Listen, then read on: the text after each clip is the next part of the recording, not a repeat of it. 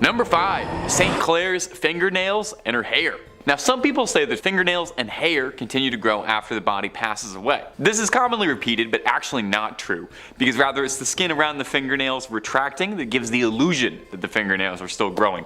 I thought I would just toss in a totally unrelated fun fact you can use at a party. These fingernails aren't growing at all, because they're not attached to anybody, and they're kept in a glass box alongside some of St. Clair's wonderful curls, like the world's worst and possibly stinkiest time capsule. Now, St. Clair was often overshadowed by her more famous mentor, Francis of Assisi, but St. Clair was her own woman, accomplished in her own right. She founded her own order of nuns, the Poor Clares. Inspired by Francis's teachings when she was a teenager, she renounced the world and founded an order based on the ideals of extreme poverty and contemplation. I should probably look into this order because being extremely broke and contemplating being extremely broke is about 99% of what I do. The order spread popularity and houses of Poor Clares were established far away from her home convent in Assisi. Now, it's said that part of what made St. Clair's decision to give up the worldly life so inspiring was that not only was she blessed to be born into a family of great wealth, but oh va va voom, St. Clair was a real stunner. Now, you know, the depictions we have to work with may not look like much, but they called her the first Jenner for her luscious lips and flowing locks. As proof of her devotion, Francis trimmed her beautiful extravagant hair as a physical manifestation of rejecting her former vain existence. As you can see, I'm not quite there yet. I'm still quite happy with my vain, disgusting hair. Now, someone down the line managed to get a hold of St. Clair's hair and fingernails. Maybe they were just sweeping the barber room floor. These treasures, for lack of a better word, were kept and encased in a reliquary at the basilica named in her honor. This also contains a rock crystal flask with her fingernails.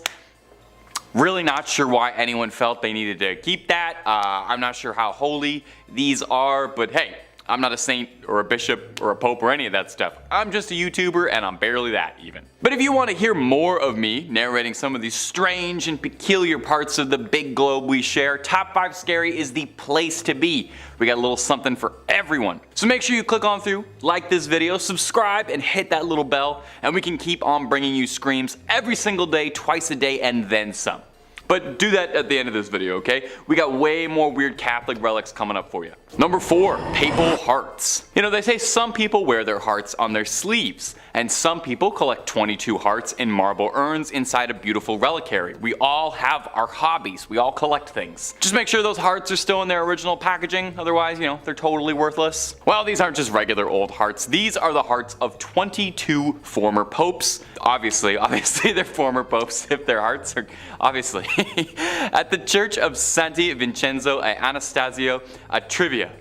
Oof, that's a mouthful, we're not saying that again. You can find the sealed hearts of 22 popes in marble urns for all to appreciate. The popes are listed to the left of the altar, with the oldest coming in all the way from the 15th century with Sixtus V to the fresh and still beating heart of Leo XIII in 1903. Now, this custom of separating a pope's organs from the corpse sounds a bit strange, or a bit Egyptian, like they might mummify them. And then this process was called praecordia, and was done to prevent decay while funeral arrangements were made, and just to test a little bit if they were worried the Pope was going to reanimate. The tradition started up in the 14th century when it was established that when a Pope passed away, they would be mourned for 9 days. 9 days, with suffrage massages being said each day. They borrowed this little schedule from the Byzantines, who observed deaths of their emperors in a very similar manner. Really taken a while off. They took a whole pay period to mourn the loss, and then you dry those tears right up, get back to work. Now, this was all the rage for popes of yesteryear, very trendy, very in fashion.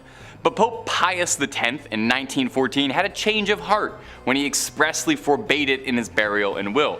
He said, "Don't do any of that weird stuff to me." Those were his exact words, if you can believe it. Now, since then, his successors have all agreed and have all done the same. But who's to say? I feel this could be coming back in fashion. Pope Francis, how you feeling? You gotta listen to your heart on this one. Number 3, Hyacinth of Cessara. Our next entry is the bones of Hyacinth of Cessara, another Catholic mummy. I'm starting to think there's more Catholic mummies than there were Egyptian ones. Incredibly ornate and gorgeous, the bones of Hyacinth look like something out of one of the Indiana Jones sequels rather than like a real thing you can go and see, but I promise you they are totally extant. On the grounds of the Fürstenfeld Abbey reside the relics of 2 saints. Now, these aren't just like a toenail or a tongue, and more on that later, but these are full-on science class skeletons dressed to the 9 in gold and jewels, encrusted in more diamonds and rubies than you could imagine. They are probably worth more than your and my apartments combined. Old Hyacinth, Hisey, as he liked to be called by his friends, was an obscure martyr from the early days of Christianity, slain by the Romans for his faith. We know precious little about him today, but we know that his name appears in a list of martyrs from the 4th century, which suggests that he used to be pretty important, and he was popular enough to write his name down on a list, much like what I'm doing right now. Look at how history repeats itself like that. Isn't that fascinating? Now, Hyacinth's skeleton showed up at the Church of the Assumption in, I'm gonna excuse the pronunciation here, Fürstenfeldbruck near Munich at an unknown date. Did somebody just dropped him off? Somebody just dumped a bag of bones on the front step like he's a baby you're giving up for adoption at the fire station? No more questions. The church was sacked by the Swedish army in the 17th century, and when it was rebuilt, they really went all out with the decor, going over the top a little baroque, including a skeleton decked out in bling, looking like he is about to take over the skeleton rap scene. So that's Hyacinth, largely not remembered in life for any particular reason beyond being slain for his religion, and remembered forever as a ludicrously swagged out skeleton. We can all only hope for similar legacies as dear sweet Hyacinth. Number 2, the tongue of Saint Padilla. Did you know your tongue is made up of 8 muscles? Maybe you didn't. Did you know that one of the most important relics to the Catholic Church is a dried up 8,000-year-old tongue that looks like beef jerky kept inside a golden helmet that looks like something out of a dark fantasy 80s movie? Well, now you do. And have you enjoyed how much of this list is mummified bodies in gold? Because I have. St. Anthony was said to be a jewel case of the Bible, making a name for himself with his apparently extremely inspirational sermons that won the Catholic Church many new members. People would flock in just to hear what St. Anthony was talking about. Apparently, he even got a bunch of ex-Christians to reform and rejoin the faith. He was apparently an incredibly accomplished public speaker, and I would say that he had a silver tongue, but we actually have proof of what color his tongue was because it's kept in a little glass jar. St. Anthony would pass away in 1231 from edema, a horrible disease that causes a buildup and blockage of fluid in the body's tissues. Now, some 30 years later, in 1263, he was exhumed, and shocking the gravediggers who were doing it, while his body had rotted and decomposed, his legendary tongue was still intact, as incorruptible as it had been in life, allegedly still wet with saliva. I wonder if he could still taste. Seeing it was a miracle, the gravediggers took his tongue alongside the bottom half of his jaw, and they are both displayed in the Basilica of St. Anthony of Padua in elaborate gold reliquaries. But honestly, it looks like something straight out of Warhammer 40k. Does no one think this is as odd as I do? Maybe I'm an outsider. I didn't grow up terribly Catholic, so I don't really know these imagery. I know the story behind it isn't terribly scary, but the image of this tongue and jaw inside a little glass helmet wrapped in gold looks like something I would ask an AI to make if I typed in nightmare. A tongue shouldn't look like that. And I feel like a jaw shouldn't look like that either. Am I alone in this? Am I weird for thinking this is weird? You let me know down below in the comments if maybe I just lack context on all of this. And number 1, Camillus de Lellis' heart. Camillus de Lellis was a man with a big heart full of love, never ending in generosity. We know just how big his heart is because it is kept in a glass jar and it is salted to preserve its legacy. Camillus started out pretty humble, born in 16th century Naples. He would later become a soldier until a brutal gambling problem would end up overtaking his life, leaving him in rags driving a donkey cart, but he knew that a far better life was out there. Eventually, he was urged by a friar to explore the lighter side of his soul, and eventually someone was able to pierce his heart both figuratively and later literally, and persuaded him into seeking divine retribution. Camillus would devote his life to providing for the ailing, but tragically, and perhaps unsurprisingly if you spent all your time around sick people before modern medicine, a lifetime of caring for the sick led to him also becoming gravely ill, soaking up a litany of ailments, including a sore in his leg for 46 years, a rupture for 38 years, 2 callous sores in the sole of a foot, violent nephritic colics, intense kidney pain, and for a long time a loss of appetite. Now, all of these things, working in tandem, would eventually claim Camillus, a man who gave his life to healing the sick. So pull Post-mortem, he was canonized and thought of as the patron saint of the sick. And what better way, I ask, to venerate a man famous for his ever-giving heart than to cut his heart out like he was in the Temple of Doom and start salting his heart like it was beef jerky. You can go to St. Mary Magdalene's Church in Rome to go see if his heart, put a stethoscope up to it, check if it's still beating, but it's pretty dried up and tucked away behind glass where you can go and pay your respects and see if it has any life left to bestow and maybe if it'll help you out with an illness at all. Number 5. Oliver Plunkett's head. Now, in the other 2 videos, we talked about the head of St. Catherine of Siena, and we also talked about St. John the Baptist and how many heads he may or may not have had scattered across the world, and I'm not one to break tradition, so I thought for part 3 I would include a 3rd holy saintly severed head, this time belonging to Oliver Plunkett. A notable difference between the 2 other severed heads is that this one is probably the most disgusting one we've included on these lists. I know these are all holy relics, but let me just say, out of context, this is absolutely horrifying and looks like it's straight out of a grindhouse horror movie that you'd find in a dirty basket somewhere. Oliver Plunkett, before becoming a head, was an Irish Catholic archbishop who was a victim of the Popish plot. Now, if you're not up to date on your Catholicism, that's a whole other video worth of explaining. I don't know much about the Popish plot. I'm not the guy to do that for you. But the short version is that it was a conspiracy falsely alleging that there was a plot against the Protestant king Charles II. Oliver Plunkett happened to end up on the receiving end of something really bad.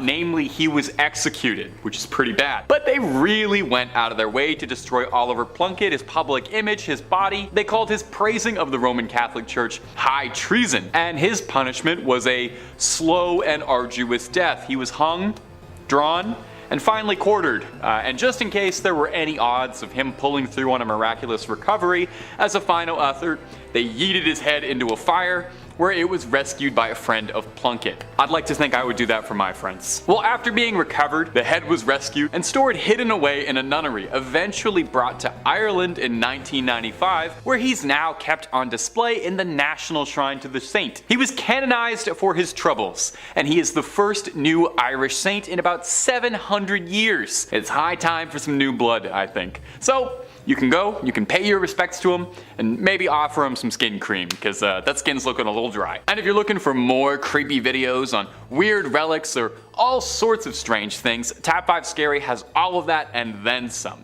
If there's something scary, the odds are pretty good we've got a video or 2 on it.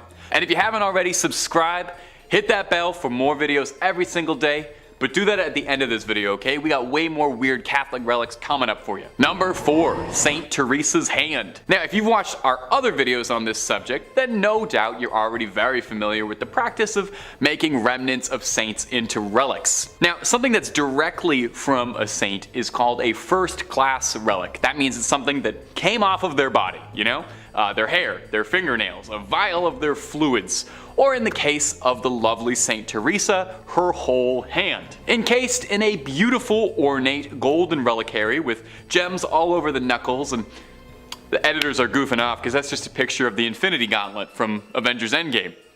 Wait, that's what it really looks like.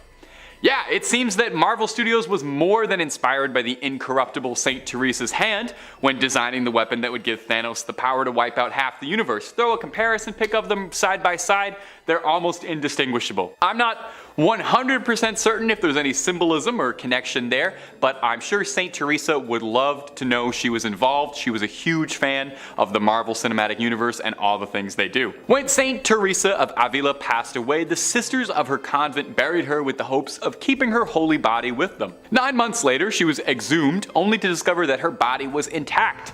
She hadn't decayed at all. That's why they thought she was incorruptible. Now, I'm not sure I totally follow the logic here, but after they discovered her body was incorruptible, they took her hand off and put it into this golden Infinity Gauntlet thing, as a way of inviting people to get closer to God through the saint's body. Now, this might not seem appealing to you, but there's a surprising demand for this relic. Near the end of the Spanish Civil War, General Francisco Franco had the hand removed from the convent and allegedly kept it close by, and if some of the wilder rumors are true, he would keep it by his pillow for good luck.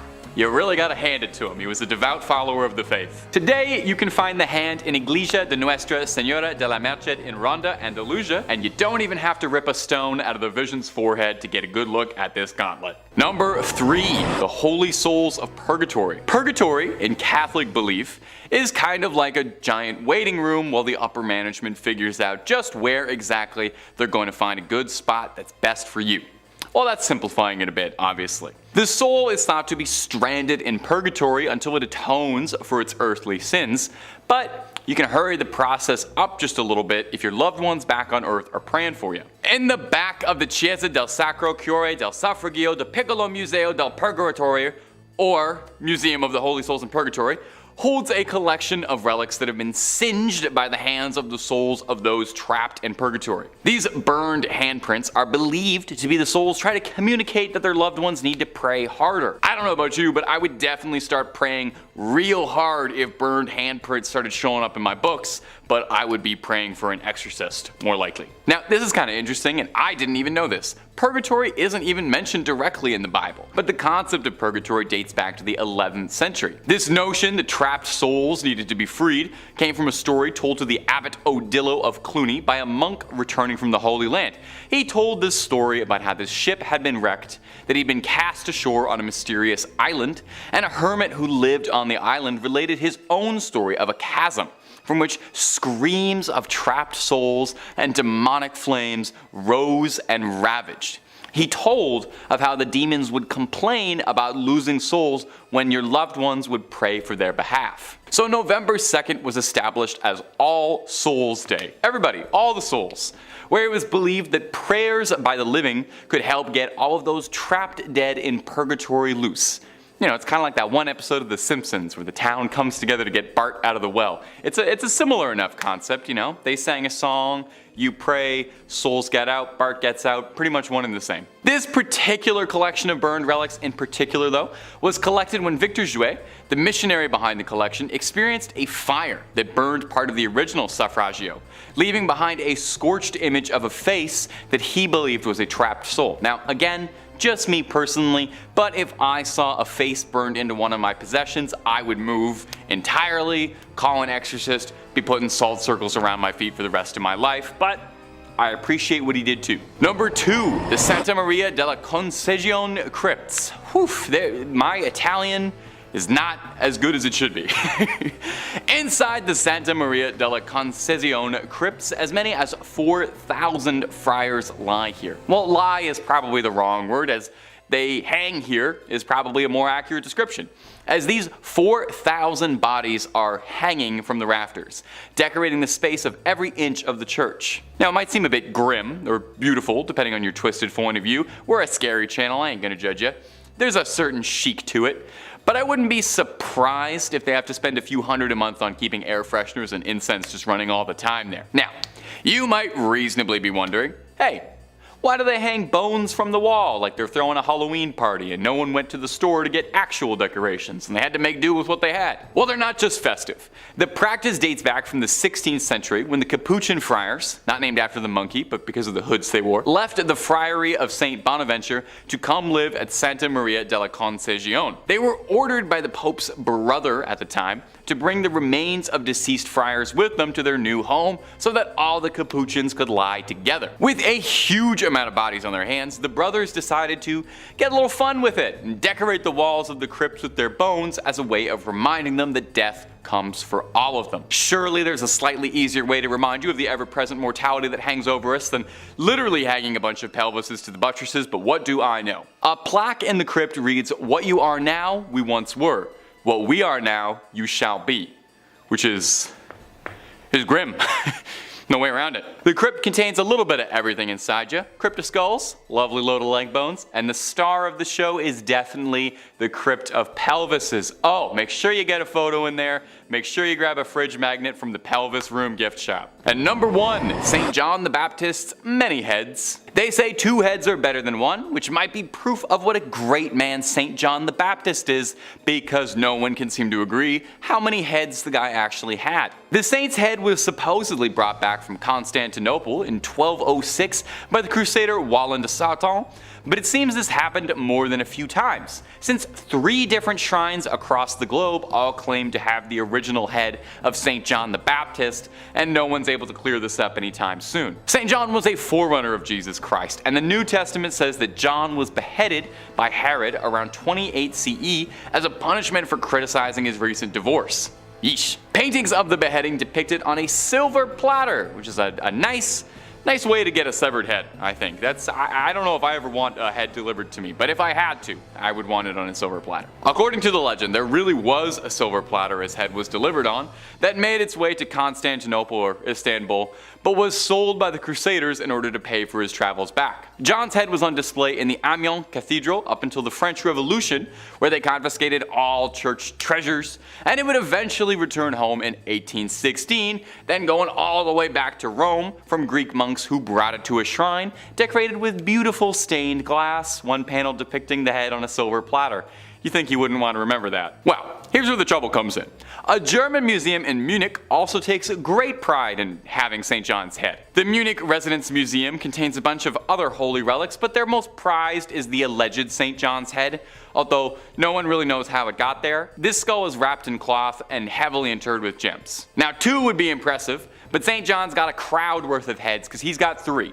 His last head can be found in Damascus, Syria in the Umayyad Mosque, one of the oldest and largest mosques in the world. This relic, also not exposed, wrapped in a cloth, and is currently located in a shrine dedicated to the saint. So will the real John the Baptist please stand up? Or do all 3 of these heads actually really belong to him, and he had to be beheaded 3 times for it to take? You know what, don't answer that. I'm not sure if that's something I really want to know. Number 5, St. Catherine's head. Coming up first on our list of strange artifacts that the Catholic Church has hidden away is the severed, mummified head of the revered St. Catherine of Siena. You wouldn't really expect there to be a severed head kept out on display, but it is an important head, I've come to understand. When she was young, St. Catherine had a vision of Jesus on a throne surrounded by saints. Afterwards, she devoted her life to Catholicism and she gave herself to the nunnery, cut her hair, scalded herself, and took a vow of celibacy. At 28, Catherine was said to have received the stigmata when 5 red rays shot out of the crucifix she was praying to and pierced her hands, her feet, and her heart. But these were far from the only miracles attributed to the lovely St. Catherine, however. She was said to be seen levitating once during prayer, and even once a priest said he saw a Holy Communion fly from his hand directly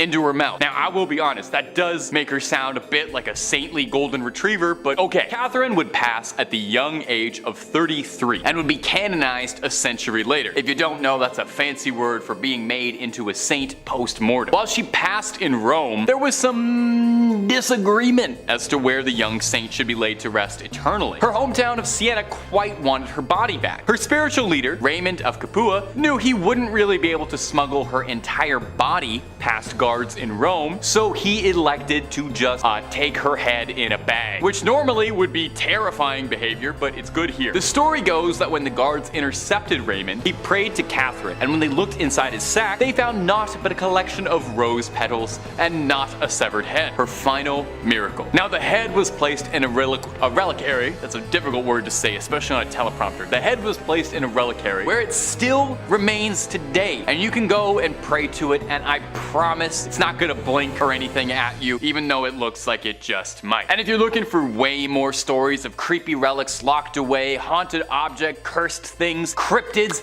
conspiracies, aliens, the whole scary 9 yards, Top 5 Scary has all of that and then some. So hit that little bell, hit subscribe, and make sure you do not miss a single thing. Do it after this video, okay? We got way more creepy things locked away coming up for you right now. Number 4, the Grand Grimoire. Our next entry has been formally referred to as the Gospel of Satan, and is said to be a cursed book whose knowledge had to be sealed away to protect humanity. So this might be the most deadly book ever published after Hop on Pop. The Grand Grimoire, who is said to have been penned by a priest in the 16th century, who was possessed by a litany of demons who compelled the man to put their knowledge to paper. Acting as a scribe for these demons, the man wrote everything they knew about dark incantations, spells, instructions on how to cast rituals, ways to bind bind a demon to you to make it your little minion and do your bidding. Wait, a demon gave instructions on how it wants to be bound to a human to serve humans? Freaky little demon. That's not all too. There is a step-by-step recipe for a little necromancy if you're down to dabble in some dark arts and make some bones dance to your rhythm. The book really covers all the fun stuff you have been told not to do. It's not just brimstone and hellfire neither. There's rituals to help manipulate luck, how to conduct a seance, and I actually think this is adorable. There's even ways to make people love you in there. But dating tip from old Tay, if you need a demon's help to make them like you, it might not be the strongest relationship. So just a heads up. Now if all of this is sounding super appealing, and I don't blame you, I played a necromancer in Skyrim, I want to make the bones raise. Just know that this book is considered high treason. Even so much as cracking the spine is considered equivalent to selling your soul. So, you know, maybe hold off on that Amazon order for a bit. Also, I'm pretty sure the copy they're selling on Amazon is not the original, because due to the book's cursed reputation, the original copy is said to be locked away in the Vatican's secret archives, and I'm sorry, but no matter how many times you ask, they're not gonna let you look at it, even if you swear you're just taking a little peek just to look at the illustrations and maybe the dedications. They're gonna keep it locked up. I know. Number 3, the Veil of Veronica. Now on these lists of holy relics, we've had all sorts of strange things. We've had fingernails, teeth, dried up hands, we got milk coming up later, all things that have come from the body. Well, this next one is no different. It's the Veil of Veronica, and to put it gently, it's a sweat rag that's a few thousand years old. Probably one of the most pungent odors on the planet. Imagine every gym locker room you've ever been in times 1,000. When Jesus carried the cross, bruised and beaten, there was one person among the crowds who saw fit to help him out a little. Veronica wiped Jesus' face with this rag, and miraculously his face transferred onto the rag like it was silly putty on the funny papers. Now as an outsider, I thought this is what the Shroud of Turin was. That was the wrapping used to wrap Jesus after his death, so the thing I'm learning is that Jesus left an imprint of his face on just about any surface he touched. You give him a hug, have his face on the shoulder of your shirt for the rest of your life as a sacred artifact. Now, the Veil of Veronica is hard to nail down hard, concrete facts on. It's never been officially canonized as a relic of the church, and is only alleged to exist. It's claimed to be owned at St. Peter's in Rome, although this particular relic is not on public display anywhere. Probably for the best.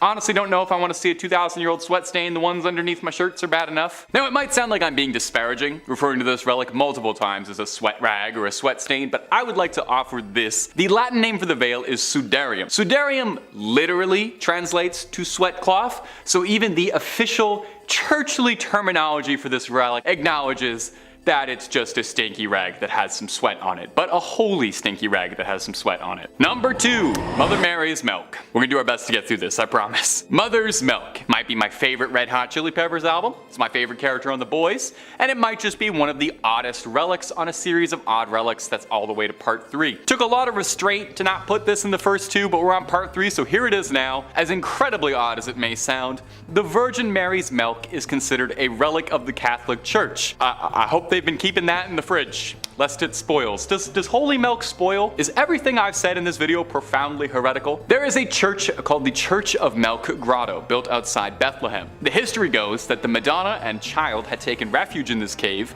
and while she was feeding, milk spilled outwards and blessed the stone of the cave, turning it completely white. Now the church serves as a popular shrine for women who are struggling with fertility, who hope that the lasting aura and presence of the Virgin Mary will bless them. There's a legend that goes with it. Saint Bernard, the saint, not the big dog that has his tongue hanging out, was devoted to the Mother Mary. And one day he was praying at a statue of the Madonna, and he asked it to give him some sign, some proof that she was a mother. I guess the statue has like an odd sense of humor because it sprayed milk onto Saint Bernard.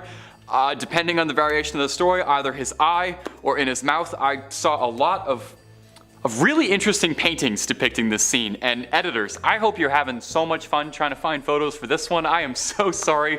Truly, rest in peace your search history. In the Middle Ages, vials of the milk were sold and transported all over Europe. For what purpose, I could not tell you. These days, the Church of Milk Grotto sells a limestone powder made from the stone walls of the grotto, meant to be dissolved in a drink and consumed. Kind of like Crystal Light, but it's holy milk. Probably heals all that ails, and it's a good source of calcium, perhaps. And number 1, the Holy Preuse. this is going to be the one that takes the channel down. You have no idea the restraint it's taken me to only be bringing this up now in part 3 of strange relics. This is probably the strangest relic of them all. We'll do our best to discuss this with reverence and also somehow figure out how to stay within content guidelines. Editors, best of luck. When Jesus was born, on his 8th day, a small piece of his skin was removed in a traditional ritual performed on Jewish men when they're born. Okay? Are you sort of following along with what I'm saying here? This particular part of the body that I can't quite mention that was removed at birth was an immensely holy relic to the Catholic Church called the Holy Preuse. Now, the very bizarre part regarding the history of the Holy Preuse isn't just that it exists at all, it's how much trouble one bit of skin would cause. You see, the prepuce first pops up in the year 800, when Charlemagne gave it to Pope Leo III on December 25th, making it one of the oddest Christmas gifts ever given in human history. From here, it stayed until 1527. Now, when Rome was sacked, a German soldier stole the prepuce and tried to keep it for himself until it was eventually recovered again and became the centerpiece of the village of Calcutta, where it was seen as the most exciting thing to happen in a while. It was like a celebrity showed up to the village. It was this great, big, important deal. They had a part of the body of the Savior. All manner of miracles were reported to have been the result of the Holy Prepuce. However, several other churches, villages, priests all claimed that they had the true Holy Prepuce, and any other ones you might have heard of out there were false. This problem became rampant, and in the early 1900s, the church wanted to wash their hands of the Holy Prepuce entirely and outright forbade any discussion of it in church matters. It was actually an excommunicable offense to so much as bring up the prepuce, meaning this video is pure heresy. In 1983, the prepuce was stolen from the church in Calcutta. Where is it now? Where did it go? Absolutely no one knows. No one's fessed up. You know, if you took it, I think now's a good time to just admit you did it. But if they're ever looking for a plot line for a third National Treasure movie, I have an absolutely amazing idea for something Nicolas Cage could steal.